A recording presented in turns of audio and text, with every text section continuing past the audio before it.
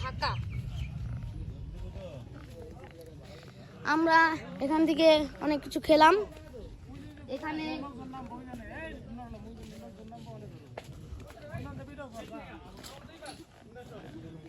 এখন এখানে লোকজন নামবে, দেখুন এখানে